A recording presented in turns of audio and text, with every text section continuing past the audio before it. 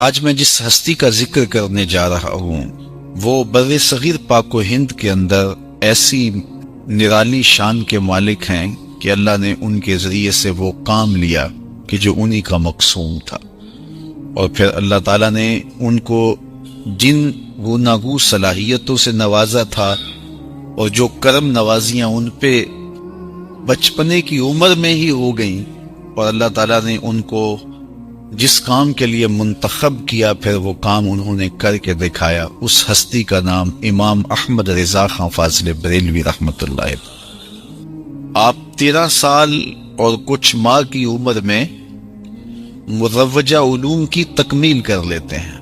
جب بچے گلیوں میں کھیل رہے ہوتے ہیں، اعلیٰ حضرت مسند تدریس پہ بیٹھے، جب بچے گلیوں میں کھیل رہے ہوتے ہیں وہ مسند ارشاد پہ بیٹھے تھے، جب لوگ بچے گلیوں میں کھیل رہے ہوتے ہیں اعلیٰ حضرت دارالافتاء میں بیٹھ کے فتوے لکھا کرتے تھے۔ آپ کے والد ہیں مولانا نقی علی خان رحمۃ اللہ تعالی علیہ، تو ان کے پاس کوئی فتویٰ لینے آیا تو کہا دارالافتاء میں چلے جاؤ، وہاں مفتی صاحب بیٹھے ہیں، آپ کو فتویٰ دے دیں گے۔ تو وہ گئے تو 14 سال کی عمر تھی اعلیٰ حضرت کی، تو وہ واپس آ گئے اور کہا کہ حضرت وہاں تو کوئی مفتی صاحب نہیں ہے۔ کہا اندر ہی تھے۔ کہا وہاں تو ایک بچہ بیٹھا ہوا ہے۔ کہا وہی تو ہمارے مفتی ہیں۔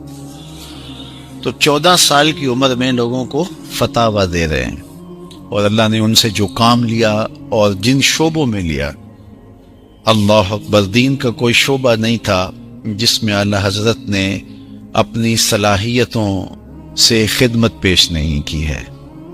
کوئی فن اور کوئی علم ایسا نہیں تھا جس میں آپ کی یادگار تصنیف موجود نہیں۔ 1000 سے زیادہ آپ کی تصنیفات ہیں جو علماء کے لیے ایک بہت بڑی سوغات ہیں۔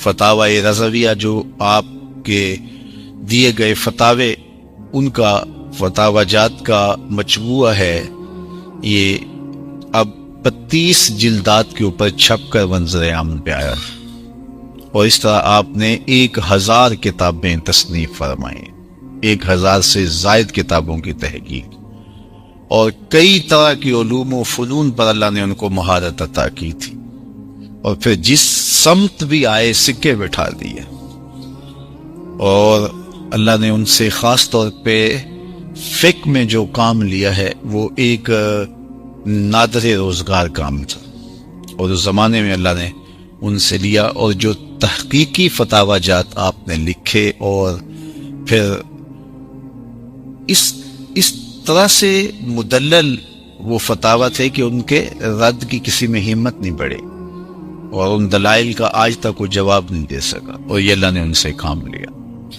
اعلیٰ حضرت نے جہاں دیگر بہت سارے امور پہ جہتوں میں اور شعبہ دین میں کام کیا ہے، وہاں آپ کا ایک بہت بڑا کام رد بدعات پر ہے، کہ جو بدعتیں لوگوں کے نفس گھڑتے ہیں ان کے رد پر اعلیٰ حضرت نے باقاعدہ کام کیا ہے۔ یہ آپ کی غیرت دینی تھی، اور آپ گوارا نہیں کر سکتے تھے کہ رسول کریم کے دین میں کوئی اپنی خواہشات کو شامل کر دے، اور یہ خاص ایک شعبہ ہے، اور اس پر آپ کا کام بہت نمایاں ہے۔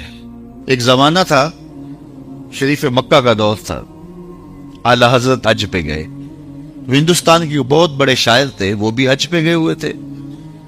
پرانی تصویر اگر کسی کے پاس ہو، گنبد خضرا کے پاس 2 کھجور کے درخت تھے، اب تو نہیں ہے، تعمیری ضروریات کی وجہ سے ان کو ہٹا دیا گیا، تو شاعر نے اپنے انداز میں ایک تخیل باندھا، اور اس نے کہا کب ہیں درخت گنبد شہ والا کے سامنے، کب ہیں درخت گنبد شہ والا کے سامنے، مجنو کھڑے ہیں خیمہ لیلا کے سامنے۔ لوگوں نے کہا واہ واہ، کمال کر دی، کیسا تخیل باندھا، بڑی طاقت پائی نا لوگوں سے۔ تو کسی نے آ کے یہ شعر اعلیٰ حضرت کو سنایا کہ وہ شاعر جو ہندوستان سے آئے ہوئے، انہوں نے یہ شعر کہا، کیا تخیل باندھا ہے۔ اعلیٰ حضرت شعر سننے کی دیر تھی، چہرے پہ جلال آ گیا، رگے غیرت پھڑکنے لگی۔ کہا اس کو یہ جرأت کہ میرے رسول کے روضے کو لیلا کے خیمے سے تشبیہ دی، لیلا کی اوقات کیا ہے؟ تھر تھر کانپنے لگے۔ کہا بلا کے لاؤ، اسے بلایا گیا، حاضر کیا گیا۔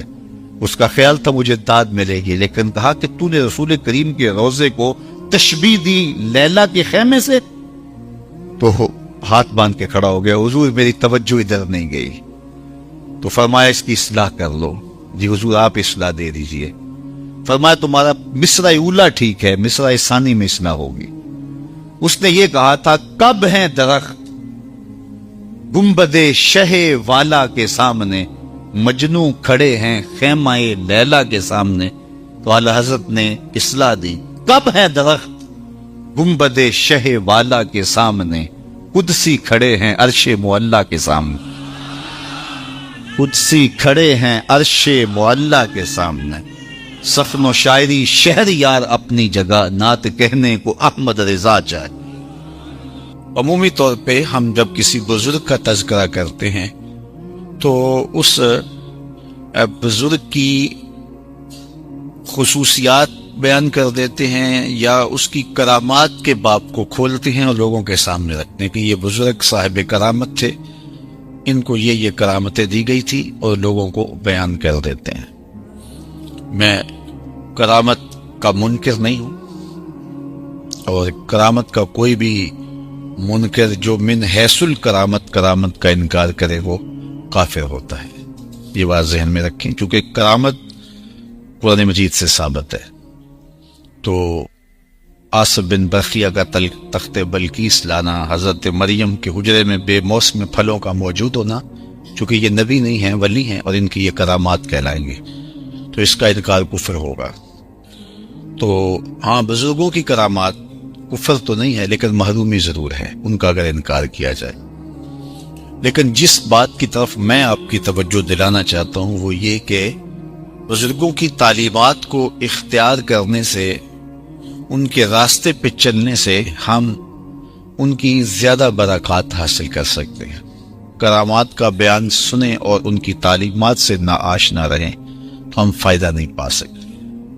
تو اس لیے یہ روش کہ صرف فضائل اور مناقب ہی بیان کیے جائیں اور ان کی تعلیمات کو چھوڑ دیا جائے تو لوگ بے عملی کی طرف راغب ہو جائیں گے۔ اقبال نے اپنے زمانے میں کہا تھا کہ مریدوں کو، غلاموں کو ہے پیروں کی کرامات کا سودا، غلاموں کو ہے پیروں کی کرامات کا سودا، مرد غر خود زندہ کرامات۔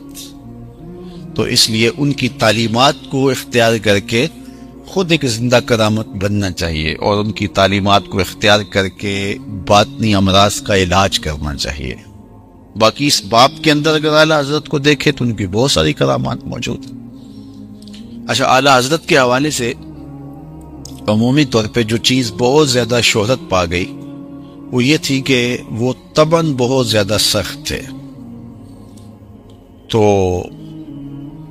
طبع میں سختی ہو بھی سکتی ہے، لیکن اعلیٰ حضرت نے جو فتاوی جات دیے ہیں وہ طبی شدت کی وجہ سے نہیں دیے، بلکہ شریعت کا تقاضا تھا کہ یہ فتویٰ بنتا تھا تو وہ دیا۔ تو یہ بات کر کے اور یہ جو انداز اختیار کر کے کہ وہ شدت پسند تھے اور ان کے مزاج میں شدت اور سختی تھی، تو ان کے کام کو دار کرنے والی بات ہے کہ اس کا مطلب ہے کہ وہ طبعاً اتنے سخت تھے کہ جو بھی سامنے آتا تو اس کے اوپر سخت گیر جو ہے وہ حکم شرعی لگا دیتے۔ کیسے لگا سکتے جب حکم شرعی لگتا نہیں تھا؟ تو یہ وہ شخص کہتا ہے جس نے اعلیٰ حضرت کے فتاوی جات کو پڑھا نہیں ہے، فتاوی جات سنے ہیں، ان کے پیچھے جو دلائل تھے ان کو نہیں دیکھا، تو اس نے یہ کہہ دیا کہ وہ فتوے کا لہجہ بہت سخت رکھتے تھے۔ ایسا نہیں ہے، بلکہ آپ نے جو بھی بات کی ہے دلیل سے کی ہے، اور دلائل کے انبار لگا دیے قرآن مجید کی آیات سے اور احادیث طیبہ سے۔ تو یہ ان کے مزاج کا شاخسانہ نہیں ہے، بلکہ قرآن اور احادیث کی تعلیمات کا نتیجہ تھا کہ جس نے جو کیا ہے اس پر جو حکم شرعی لگتا تھا وہ انہوں نے نافذ کر دیا۔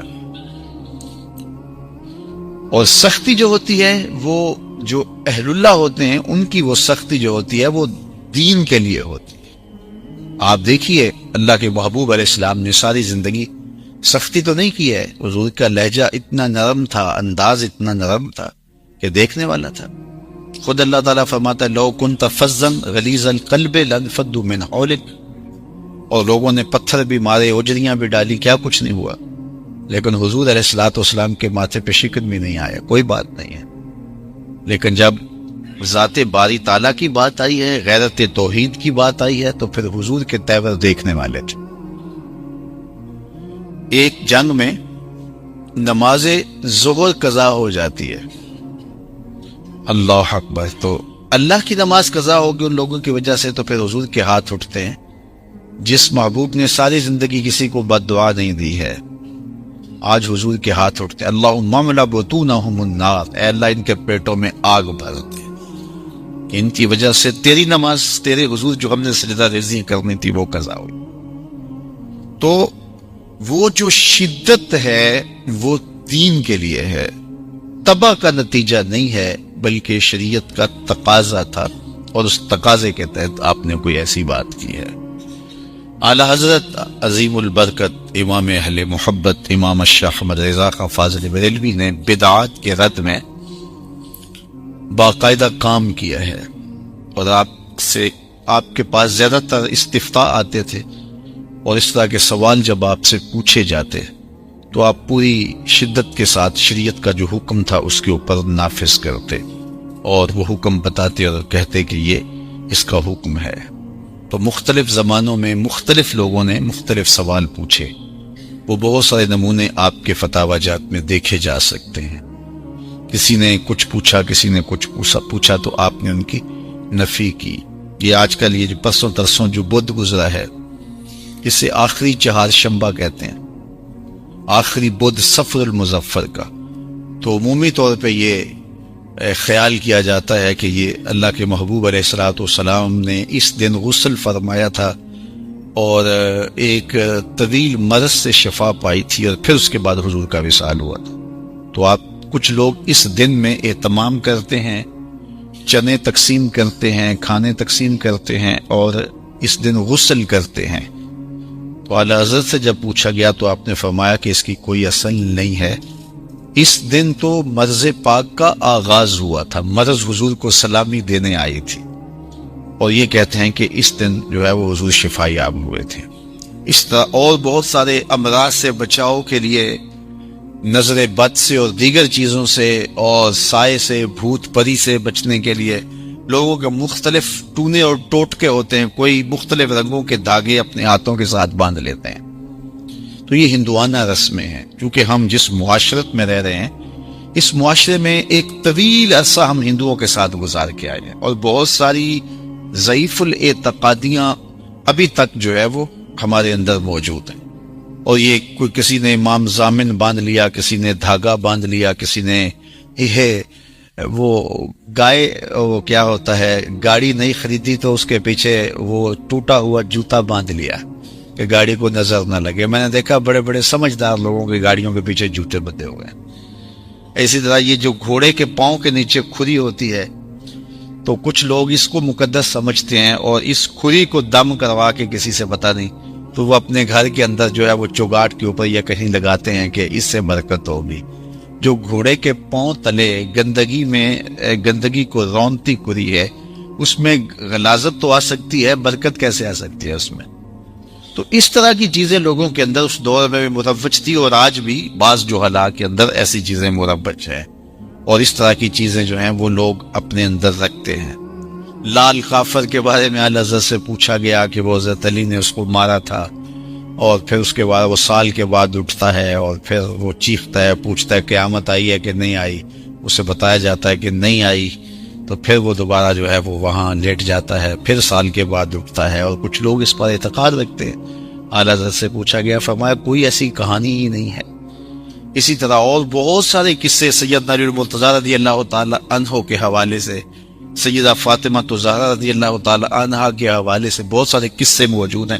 ہمارے گھروں کے اندر وہ 10 بیویوں کی کہانی پڑھی جاتی ہے، اور اسی طرح بعض جگہ پہ وہ حضرت علی المرتضیٰ کا معجزہ پڑھا جاتا ہے۔ معجزہ تو ولی کا ہوتا ہی نہیں ہے، معجزہ تو ہوتا ہی نبی کا ہے، لیکن وہ پڑھا جاتا ہے۔ اچھا، اس میں ایسی خرافات ہیں کہ یہ جو 10 بیویوں کی کہانی پڑھی جائے گی، اس میں وہ چیز تقسیم کی جائے گی جو تانیث سے شروع ہو، جو تانیث جس کے نام میں اسم میں تانیث ہو، یعنی برفی تقسیم کی جائے گی، جلیبی تقسیم کی جائے گی، اس میں جو ہے وہ لڈو تقسیم نہیں کیا جائے گا، لڈو مذکر ہوتا ہے، تو اس میں برفی ہے، یہ چونکہ یہ اس تاریخ کے صیغے کے ساتھ ہے. حالانکہ کئی ایسی چیزیں ہوتی ہیں وہ اردو کے اندر جو ہے وہ تانیث کے لیے تانیث کے ساتھ بولی جاتی ہے، عربی کے اندر یا دوسری زبان کے اندر وہ بطور تذکیر استعمال ہوتے ہیں. تو اس طرح پھر وہ جو مردوں کو نہیں دیتے کہ یہ برفی ہے اور یہ 10 بیویوں کی کہانی ہے، یہ مرد نہیں کھا سکتا. اور جو حضرت علی المرتضیٰ کے حوالے سے ہیں تو وہ عورتیں کھا لیتی ہیں، پھر وہ بھی نہ کھائیں. تو یہ عجیب جو ہے وہ کہانیاں ہیں، اور یہ آج بھی ہمارے ہم مروج ہیں. اعلی حضرت نے بڑی شدت سے، بڑی سختی کے ساتھ ان ساری چیزوں کی تردید کی ہے اور ان ساری چیزوں کی نفی کی ہے. اسی طرح خواتین کے اور بہت سارے مسائل ہیں. مزارات پہ خواتین کا جانا، یہ محرم کا موسم آتا ہے، بسوں کی بسیں بھر کے یہ سلطان باؤ جا رہی ہیں، یہ فلاں دربار پہ سلامی دینے جا رہی ہیں، بغیر محرم کے خواتین جا رہی ہیں. حالانکہ محرم کے بغیر خاتون حج بھی نہیں کر سکتی، جو اللہ کی طرف سے فرض ہے اس کے اوپر. اگر حج اس کے پاس پیسے بھی ہیں، رقم بھی ہے، صحت بھی ہے، فرصت بھی ہے، اور وہ کسی اور کو بھی اپنے خدمت کے لیے کسی مرد اور کسی خاتون کو ساتھ 10 لوگوں کو بھی ساتھ لے جا سکتی ہے، لیکن اس کا محرم کوئی نہیں ہے تو وہ حج نہیں کرے گی. اللہ اکبر. ایک خاتون کا مجھے فون آیا، وہ کہنے لگی کہ میں عمرے پہ جانا چاہتی ہوں تو میرا محرم نہیں ہے، تو کسی کے ساتھ چلی جاؤں. تو میں نے کہا کہ نہ آپ نہیں جائیں گی. تو اس نے کہا کہ سرکار کا روزہ دیکھنے کو بڑا جی کرتا ہے. میں نے کہا سرکار نے منع کیا ہے، جن کا روزہ دیکھنے کو جی کرتا ہے انہی نے منع کیا. ایک صاحب آئے مدینہ شریف سے تو ہاتھ میں کڑا ڈالا ہوا تھا، وہ وہاں سے کو کڑے لے آتے ہیں چاندی کے اور لوہے کے، تو انہوں نے باقاعدہ ہاتھ میں کڑا ڈالا ہوا تھا. تو میں نے کہا یہ تم نے کیا کیا؟ مرد کے لیے تو حرام رکھا گیا، سونا بھی، چاندی بھی، لوہا بھی، پیتل بھی، یہ کڑے شڑے یہ مرد نہیں پہنتے، تو یہ تم نے کیا پہنا ہوا ہے؟ تو وہ کہنے لگا یہ مدینہ شریف سے آیا ہے. میں نے کہا مدینے والے نے تو منع کیا ہے، مدینے والے آقا نے تو اس کو منع کیا ہے. تو اس عقیدت سے کہ یہ مدینہ شریف سے آیا ہے، اسی طرح وہ درباروں پہ جا کے، مزاروں پہ جا کے بھنگ پی جاتے، فلاں بابے کی بھنگ ہے. بھئی بھنگ بابے کی ہو یا ملنگ کی ہو، بھنگ تو بھنگ ہی ہوتی ہے. تو اس طرح مختلف مزارات پہ جا کر کے کچھ چیزیں جائز نہیں ہو جاتی. جو چیزیں حرام ہے یہاں حرام ہے، مدینہ شریف میں وہ زیادہ حرام ہے. اللہ والوں کی صحبت میں جا کے وہ زیادہ حرام ہے. ان کو اور زیادہ خیال رکھنا چاہیے، اس لیے کہ وہاں جب جائیں گے تو پھر تو اس دربار کا احترام بھی تمہارے اوپر لازم ہے. تم بھنگ گھوٹ کے پی رہے ہو اور اس طرح کے نعرے لگا رہے ہو، کوٹ کوٹ پیتیاں تے رب نال گلاں کیتی ہیں. جب مستی چڑھ جاتی ہے اور وہ چکر آنے لگ جاتے ہیں تو اس کو سمجھتے ہو کہ تم ہم رب سے ہم کلام ہو رہے ہیں. معاذ اللہ، استغفر اللہ. تو یہ ساری خرافات ہیں جو قوم کے اندر من حیث القوم موجود ہیں، اور انہی خرافات کا نتیجہ یہ ہے کہ جو بھی کھڑا ہوتا ہے کوئی دعویٰ لے کر کے لوگ اس کے پیچھے چل پڑتے ہیں. یہ مختلف جو ہے وہ عاملین، مختلف ملنگ اور مختلف ننگ درہنگ اور مختلف جو ہے وہ شریعت کے باغی، یہ لوگ معاشرے کے اندر پنپتے ہیں. ایک دم لوگوں کا ہجوم ان کے گرد جمع ہو جاتا ہے. اور مجھے سب سے زیادہ دکھ اس وقت ہوتا ہے جب یہاں کو جمعۃ المبارک پڑھنے والا یا پیر شریف کی محفل میں آنے والا یا ہمارے ساتھ وابستہ کوئی شخص جو ہے، اس کے بارے اگر میں سنوں کہ وہ کسی ملنگ کے پاس گیا، مر جاؤ، ان کے پاس نہ جاؤ. اس لیے کہ اللہ کے رسول صلی اللہ علیہ وسلم کی جو شریعت کے باغی ہیں ان کے پاس جانے اس کی ضرورت ہی کیا ہے. تو یہ ایک بہت بڑی جو ہے وہ دردناک صورتحال ہے کہ ہمارے ہاں ضعف الاعتقادی پائی جاتی ہے، اور جس کا نتیجہ یہ ہوتا ہے کہ لوگ ایسے لوگوں کے پاس جاتے ہیں. اس طرح طریقت کا جو معیار ہے، اعلیٰ حضرت نے اس پر بھی بات کی ہے، اصلاح کی ہے اور زور دیا ہے.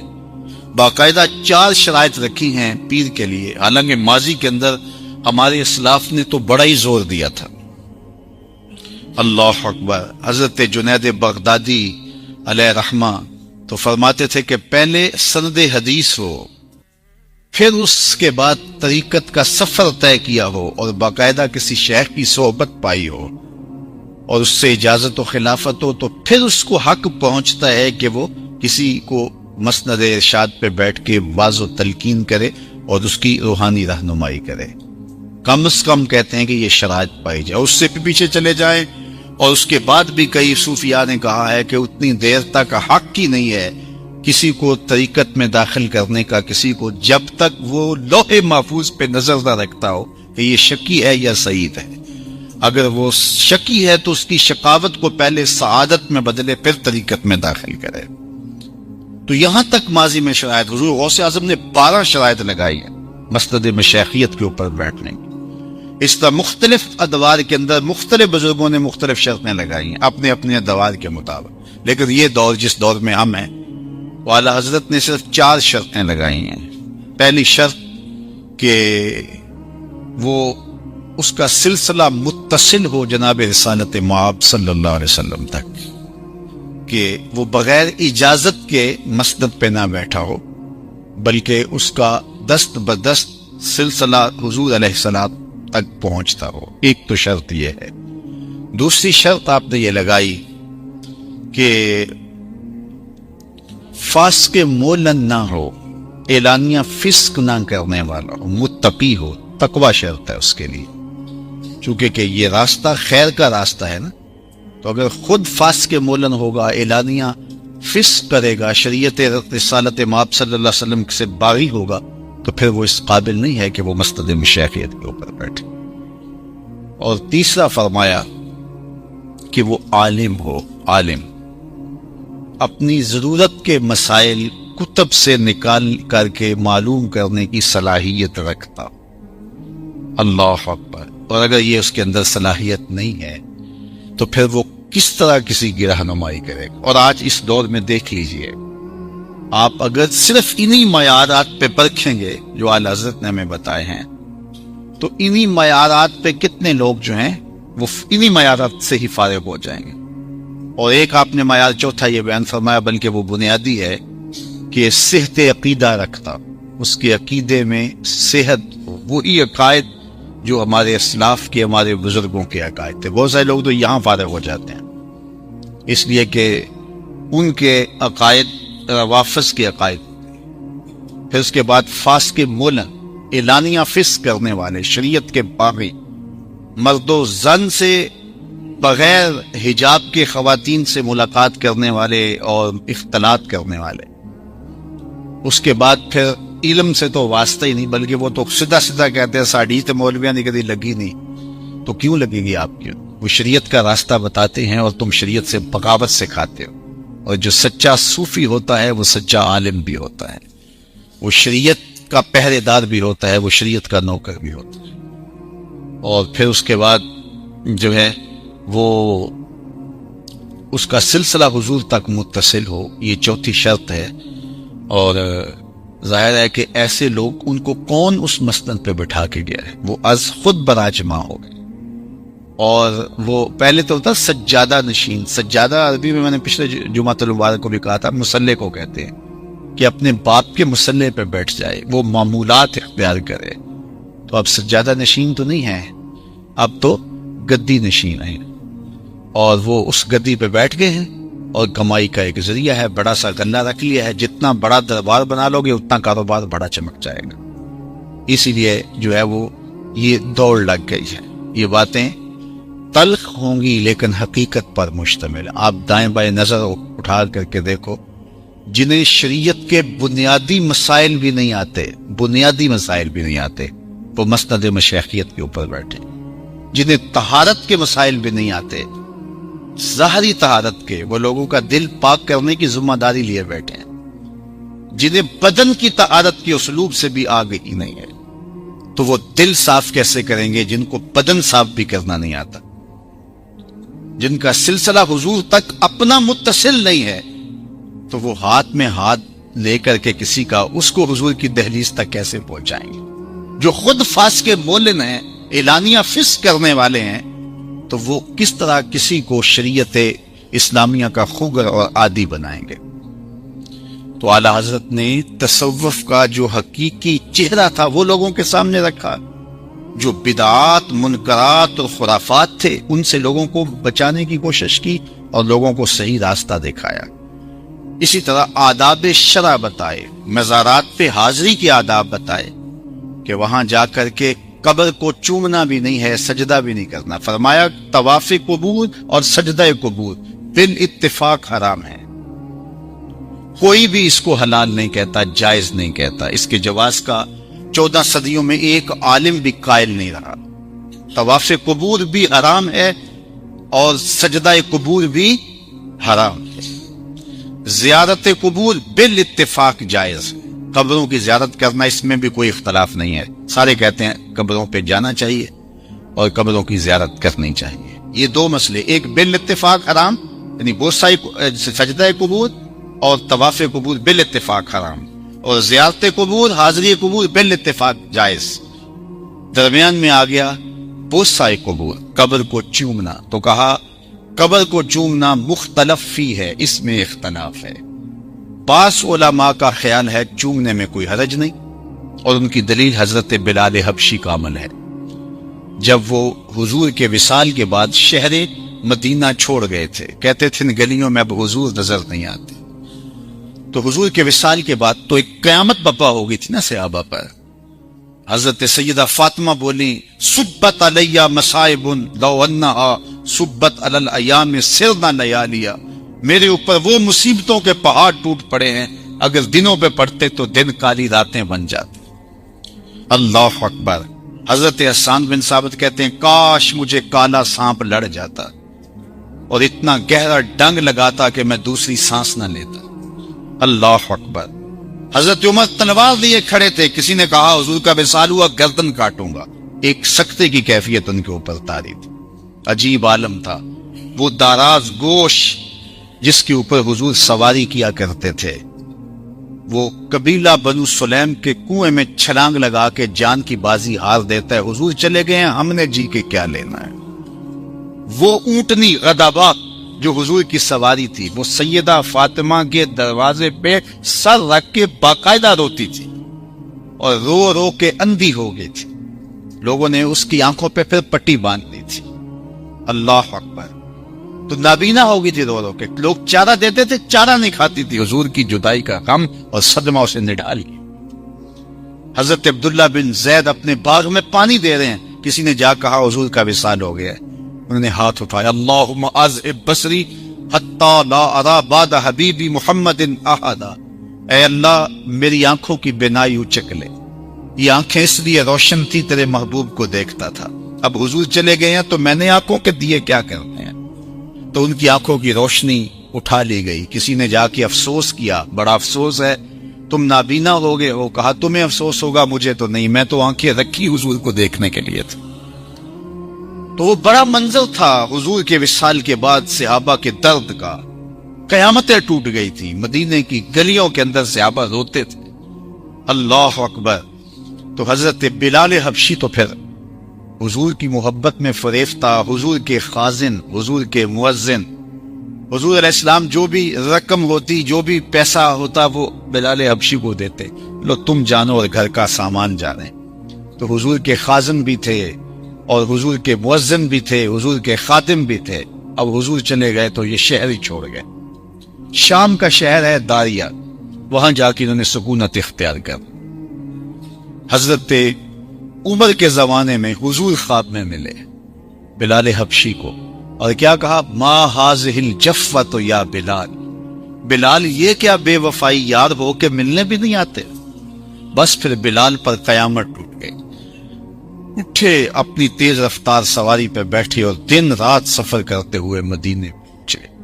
اللہ اکبر۔ اور جب مدینہ شریف آئے تو اب میں جو عرض کرنے لگا ہوں تو حدیث کے لفظ ہیں وَمَرَغَ وَجْهَهُ عَلَى قَبْرِ رسول اللہ صلی اللہ علیہ وسلم۔ ابن عساکر نے اس کو لکھا ہے، تاریخ کی کتاب ہے ابن عساکر، اور میں سمجھتا ہوں کہ یہ کتاب شاید سب سے بڑی کتاب ہو۔ میرے پاس ساری کتاب تو نہیں ہے، کتاب کا خلاصہ میں نے خریدا تھا، 40 جلدوں پر ہے۔ کتاب کا جو خلاصہ ہے وہ 40 جلدوں پہ ہے، میرا خیال 1,20,000 روپے کی اب وہ اس کا خلاصہ آ رہا ہے، اور وہ کتاب اگر ہو تو وہ کتنی بڑی ہوگی جو اس کو شارٹ کر کر کے خلاصہ بنایا ہے۔ تو اس میں یہ واقعہ موجود ہے، بلال حبشی رضی اللہ تعالیٰ عنہ آئے وَمَرَغَ وَجْهَهُ عَلَى قَبْرِ رسول، حضور علیہ الصلوۃ والسلام کی روضہ انور پہ، حضور کی قبر انور کی مٹی پہ اپنا رخسار ملتے تھے۔ تو جنہوں نے چومنے کا جواز ثابت کیا ہے وہ حضرت بلال کے عمل سے کیا ہے۔ اسی طرح حکم آیا، مروان بن حکم، مدینہ المنورہ میں، تو اس نے دیکھا کہ حضور کے روضہ انور کے اوپر کوئی شخص ایسے بازو پھیلا کے تو حضور کے روضہ انور کو چوم رہا ہے، حضور کی قبر کو چوم رہا ہے، اپنے رخسار رگڑ رہا ہے۔ تو اس نے جھڑکنے کے انداز میں کہا کون ہے؟ تو وہ جو چوم رہا تھا نا وہ بھی کوئی معمولی شخص نہیں تھا۔ اس نے سر اٹھا کے کہا اللہ اکبر، میں کسی پتھر کو نہیں پوج رہا، اپنے آقا کی قبر کو چوم رہا ہوں۔ تو جب وہ بولا تو اب مروان کو پتا چلا یہ کون ہے۔ فائزہ ہوا الشیخ ابو ایوب انصاری، یہ صحابی رسول، میزبان رسول حضرت ابو ایوب انصاری تھے۔ تو یہ دو واقعات ہیں۔ تو کچھ لوگوں نے کہا کہ اس سے ثابت ہوا کہ صحابہ کا عمل ہے تو چومنا جائز ہے۔ بعض نے کہا کہ نہیں، جب کوئی چوم رہا ہو تو شک پڑتا ہے کہ سجدہ ریز نہ ہو رہا، تو اس لیے احتیاط کرنے لازم۔ یہ علماء کے مابین اختلاف۔ اعلی حضرت کا موقف اپنا کیا ہے؟ آپ فرماتے ہیں احوط یہ ہے کہ نہ چوما جائے، احتیاط اسی میں ہے کہ نہ چوما جائے۔ میرا خیال یہ ہے کہ اعلی حضرت نے جو کہا وہ درست کہا، اور ان دو اصحاب نے جو چوما اس کی کیا وجہ تھی؟ ایک مدت کے بعد یہ آئے تھے حضرت بلال حبشی، اور ان کی کیفیت تھی۔ تو اگر کوئی اس کیفیت میں ہو تو اس کا حکم ہوا ہے، لیکن اگر آپ عام حالت میں ہو تو پھر یہی ادب ہے کہ آپ پیچھے ہٹ کے کھڑے ہوں اور سلام پیش کریں، فاتحہ پڑھیں اور واپسی۔ اللہ اکبر۔ والا حضرت نے یہ سب کچھ واضح کر دیا۔ پھر خواتین کے حوالے سے پوچھا گیا کہ ان کو، خواتین کو مزارات پہ جانا چاہیے یا نہیں جانا چاہیے؟ اللہ اکبر۔ تو بڑا سخت موقف دیا، کہا تم یہ پوچھتے ہو، مجھ سے یہ پوچھو جانے والی عورتوں پر لعنتیں کتنی پڑتی، یہ نہ پوچھو جانا چاہیے یا نہیں جانا چاہیے۔ تو اگر محارم کے بغیر خواتین جاتی ہیں، بے پردہ جاتی ہیں، وہاں اختلاط مرد و زن ہوتا ہے، تو پھر یہ موجب لعنت ہے۔ جن لوگوں نے خواتین کے جانے کا جواز بیان کیا ہے اور کہا کہ جو حضور نے اجازت دی تھی اس میں خواتین بھی شامل ہیں، تو انہوں نے بھی شرائط میں دیا ہے، اور وہ شرطیں ہیں کہ عورتیں وہاں اختلاط مرد و زن نہ ہو، محارم کے بغیر نہ ہو، پردے کے بغیر نہ ہو، اور وہاں جزا فضا نہ کریں، آہ و بقا نہ کریں۔ یہ چار شرطیں پائی جائیں تو پھر جائز ہوتا ہے کم از کم، ضروری نہیں۔ اور اگر یہ چار شرطیں نہیں ہیں، ان میں سے کوئی ایک بھی کم ہے، تو پھر عورتوں کا نہیں جانا چاہیے۔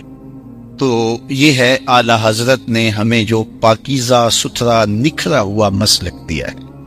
اب ہمارے جوہلا، سنی کہلانے والے، مسلمان کہلوانے والے، اگر قبروں پہ جا کے سجدہ ریز ہوں، یا ماتھے رگڑیں، یا اس طرح کے امور بجا لائیں، یا دھاگے باندھتے پھریں اپنے ہاتھوں کے اوپر، یا اپنی گاڑیوں پہ جوتے باندھیں، یا جانوروں کی کھریاں باندھیں، یا وہ ملنگوں کے پاس بیٹھے ہوں اور بھنگ گھوٹ گھوٹ کے پی رہے ہوں، اور متاثر بدبودار لوگوں کو اپنا ہادی رہنما سمجھتے ہوں، تو یہ ان کی اپنی افتاد تباہ ہے، نہ یہ دین رسول کی تعلیم ہے اور نہ یہ مسلک اعلی حضرت کا پیغام ہے۔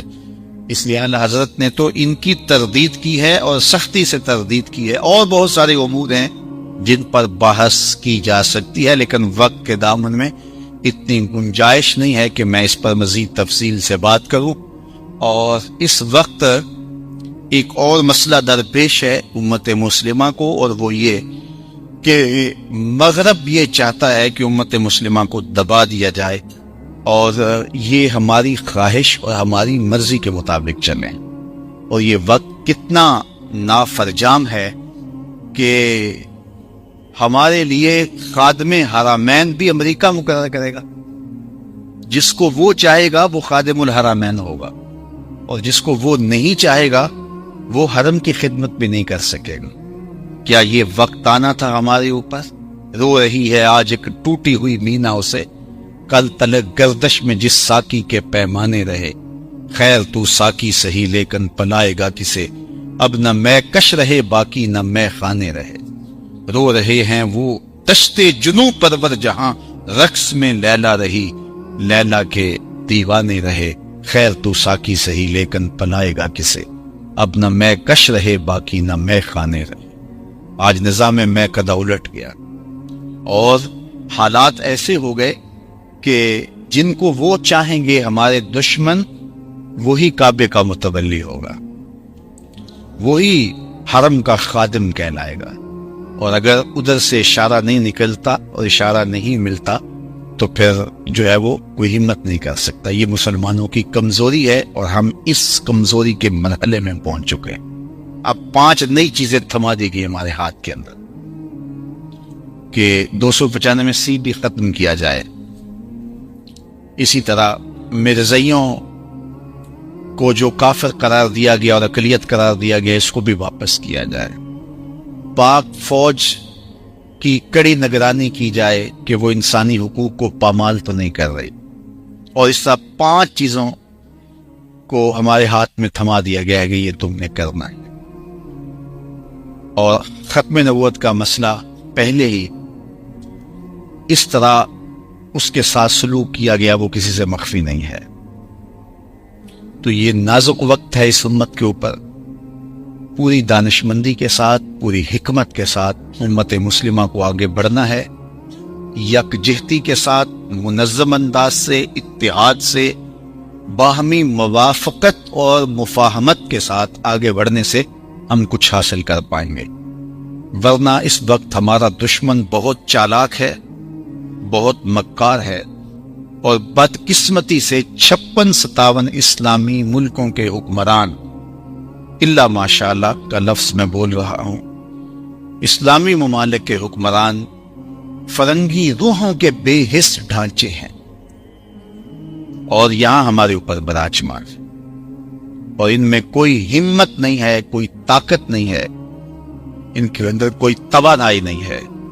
یہ اسلام کی قدریں بیچ کر کے ان سے اقتدار کی ضمانت لیتے ہیں، اور یہ ان کا عقیدہ بن چکا ہے اقتدار اللہ نہیں دیتا، امریکہ دیتا ہے. ان کا عمل، ان کا رویہ بتاتا ہے کہ ان کا عقیدہ یہ بن چکا ہے کہ اقتدار کے سوتے وہاں سے پھوٹتے ہیں. لیکن تمہاری ذلتیں کہاں سے آئیں؟ تمہیں وہ بچا نہ سکا اور نہ بچا سکتا ہے. تو بدقسمتی سے ایسے لوگ ہمارے اوپر مسلط ہو جاتے ہیں. لیکن اگر قوم باشعور ہو جائے تو پھر ایسے بد نصیب لوگ ہمارے اوپر مسلط نہیں ہوں گے. ہم قیمے والے نان کے عوض ووٹ نہ دیں، ہم گلی اور نالی اور سوئی گیس کے عوض میں ووٹ نہ دیں، ہم تھانے کچہری کے معاملات کے لیے ووٹ نہ دیں. ہم دیکھیں ہمارے حقوق کی پاسبانی کون کرے گا اور دین کا پہرے دار اور نوکر کون ہوگا. اگر یہ ہماری ترجیحات ہوگی تو پھر نتائج مختلف ہوں گے.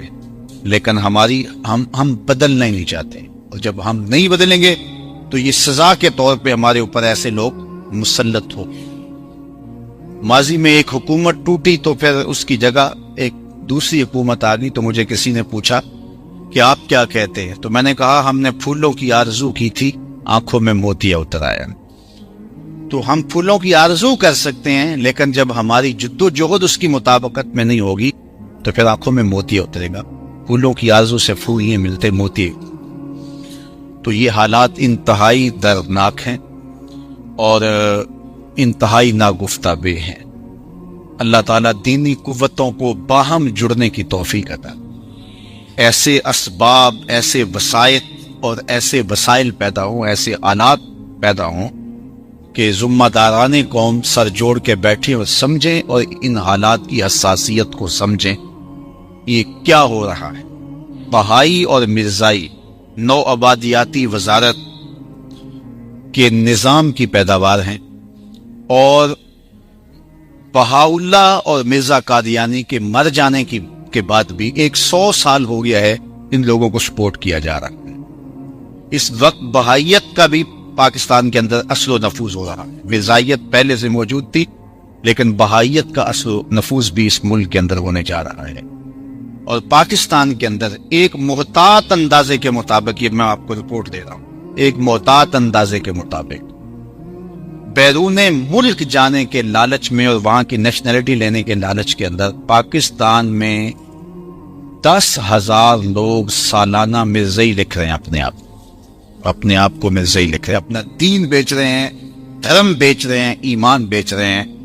شہریت حاصل کرنے کے لیے ممالک کی اور باہر جانے کے چکر کے اندر متاع دین اتنی سستی ہو گئی، دین اتنا سستا ہو گیا ہے کہ ایک ملک کی شہریت کے لیے ایک بندہ اپنا دین بیچ دیتا ہے، اور حکمران تو اپنا سب کچھ بیچ رہے ہیں، آبروئیں بیچ رہے ہیں، عزتیں بیچ رہے ہیں۔ کیا انہوں نے بیٹیوں کے سودے نہیں کیے؟ ڈالروں کے عوض کے اندر قوم کی بیٹیاں نہیں دی انہوں نے؟ ماضی میں کیا ہوا اور اب کیا ہو رہا ہے؟ گلا وفائے جفا نما جو حرم کو اہل حرم سے ہے، کسی بت کدے میں بیان کروں تو صنم بھی کہہ دیں ہری ہری۔ ایک بیٹی دیبل کے ساحل پہ پکارتی ہے محمد بن قاسم کو، تو محمد بن قاسم اللہ کے قہر کی بجلی بن کے آتا ہے۔ لیکن آج کتنی بیٹیاں ہیں جو پکار رہی ہیں، ہے کوئی ان کی پکار کو سننے والا؟ کوئی آکھے وارث شاہ نو اج قبراں وچوں بول، اج کتاب عشق دا کوئی اگلا ورکا پھول، ایک روئی سی تی پنجاب دی تو لکھ لکھ مارے وین، اج لکھاں تیاں دیس تیرے دیاں وارث شاہ تینوں کہن، آفیہ بیٹی قوم تیری دی رووے تے کدلاوے، کیڑا او دے اتھرو پونجے کیڑا چپ کراوے، اج دین نبی دا وانگ یتیماں گھر کر تکے کھاوے، کتھوں لبا عمر بہادر جڑا روندے نو گل لاوے۔ تو یہ دردناک صورتحال ہے، ہمیں آنکھیں کھول کے جینا ہوگا اور پوری قوت کے ساتھ منظم ہو کے آگے بڑھنے کی ضرورت ہے۔ قوم کو سب سے پہلے باشعور ہم نے کرنا ہے، اور منبر و محراب کی ذمہ داریاں اس حوالے سے فضول تر ہیں کہ وہ با مقصد گفتگو کے ذریعے سے قوم کو منظم بھی کر سکتے ہیں اور قوم کو باشعور بھی کر سکتے ہیں۔ یہ ہر ہفتے میں ہمیں آدھا پونا گھنٹہ ملتا ہے اور لوگ خود چل کے ہمارے پاس آتے ہیں، تو اس موقع کو غنیمت سمجھا جائے، لطیفوں میں وقت نہ اڑا دیا جائے۔ اس وقت کو جس موضوع پہ آپ آئیں اس موضوع کا حق نبھانے کی کوشش کریں، اور قوم کی فکری رہنمائی کر کے قوم کو تیار کرنے کی کوشش کریں، اور انشاءاللہ پھر اس کے آگے کوئی ٹھہر